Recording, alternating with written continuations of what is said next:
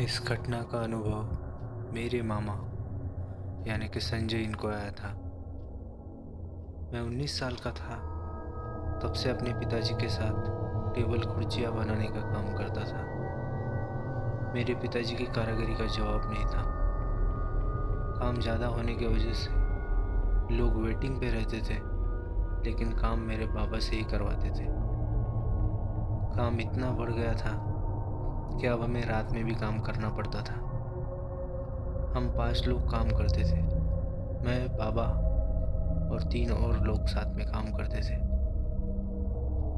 रोज़ी की तरह उस रात भी काम कुछ ज़्यादा ही था, तो सभी लोगों ने खाना खाकर काम करना शुरू किया। उस रात को अजीब सी बेचैनी सी होने लगी थी।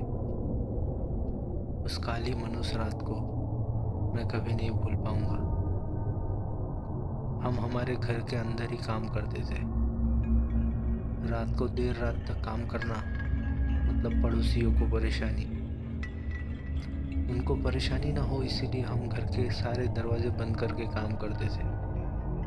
बस एक छोटी सी खिड़की थी, उसे हम खुला रखते थे। मैं काम करते करते बार बार उस खिड़की से झांक कर बाहर देख रहा था। उस रात ना जाने क्यों मेरा मन घबरा रहा था। मैंने बाबा से कहा, बाबा पता नहीं आज मुझे अजीब सा महसूस हो रहा है। बाहर इतना काला घना अंधेरा मैंने कभी नहीं देखा।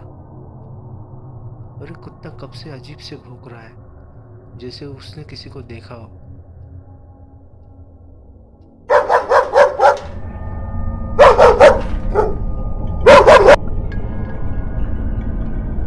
बाबा और बाकी सब लोग मुझ पर हंसने लगे, जैसे मैंने कोई हंसने की बात की हो। तुम्हें नींद आ रही हो तो जाकर सो जाओ संजू, पिताजी ने मुस्कुराते हुए कहा। रात के 1:30 बज रहे थे। सबकी आंखों की नींद देखकर बाबा ने सबसे पूछा, चाय पियोगे? सब लोगों ने सिर हिलाकर कहा हाँ। बाबा ने माँ से चाय बनाने को कहा। थोड़ी देर बाद चाय पीने के बाद बाबा ने मेरी तरफ देखा और बोले, संजू एक कहानी सुनाओ क्या? मैंने झट से हाँ बोल दिया। बाबा ने कहा, नहीं तुम डर जाओगे। तभी सब लोग हंसने लगे। मैंने कहा, नहीं बाबा नहीं डरूंगा, बताओ ना। बाबा ने कहा, ठीक है तो सुनो। मेरे जवानी में एक कहानी सुना करते थे। एक बूढ़ी औरत की कहानी। एक बूढ़ी औरत थी जो विधवा थी। उसका बेटा और बहू उसे बहुत परेशान करते थे। उसे कई दिनों तक भूखा रखते थे। एक दिन उसकी भूख की वजह से मौत हो गई। वो तब से रात को लोगों के दरवाजे बजाकर उन्हें जगाती है और खाना मांगती है। जो भी उसकी आवाज़ सुनकर उस पे दया खाकर दरवाज़ा खोलता है, वो उसे देखकर ही मर जाता है। ये सब सुनकर मैं बहुत घबरा गया था। मैंने बाबा से पूछा, बाबा क्या आपको भी कभी वो औरत दिखी थी? थोड़ी देर बाबा ने रुक कर कहा, नहीं बेटा, मैं ऐसी चीज़ों पे विश्वास नहीं करता। और फिर सब लोगों ने जोर जोरों से हंस के ठहाके लगाए। तभी दरवाजे के बाहर से आवाज़ आई, कोई है? घर में कोई है? मुझे भूख लगी है, कुछ खाने को दे दो। और ये सुनकर सबकी हंसी उड़ गई। इस वक्त कौन हो सकता है जो भीख मांगने आ सकता है?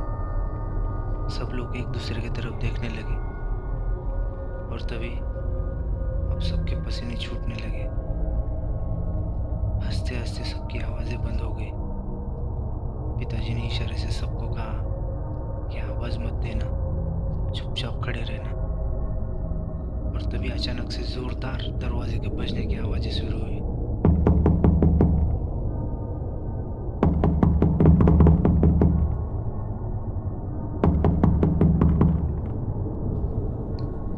बस दरवाज़ा टूटना बाकी रह गया था। बुढ़िया ने बाहर से फिर से आवाज़ लगाई, मुझे भूख लगी है, कुछ खाने को दे दो।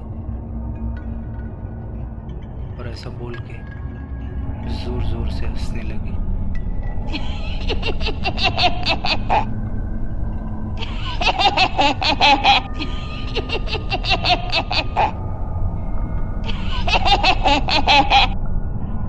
और कुछ देर बाद सब आवाज़ें बंद हुई। उस रात के बाद पिताजी और मैंने रात में काम करना छोड़ दिया। उस रात को हम कभी नहीं भूल सकते। पता नहीं वो बुढ़िया और किसके घर में जाकर भीख मांगेगी और ऐसे ही उसे देखकर कोई डरेगा। दोस्तों, आपको ये कहानी कैसी लगी? अगर अच्छी लगी तो इसे लाइक करें, शेयर करें और आप हमारे इस चैनल पर अनटोल्ड हॉरर स्टोरीज़ पर नए हैं तो इसे सब्सक्राइब करें और बेल आइकॉन दबाना ना भूलें ताकि और नई नई कहानी आप तक पहुंच सके।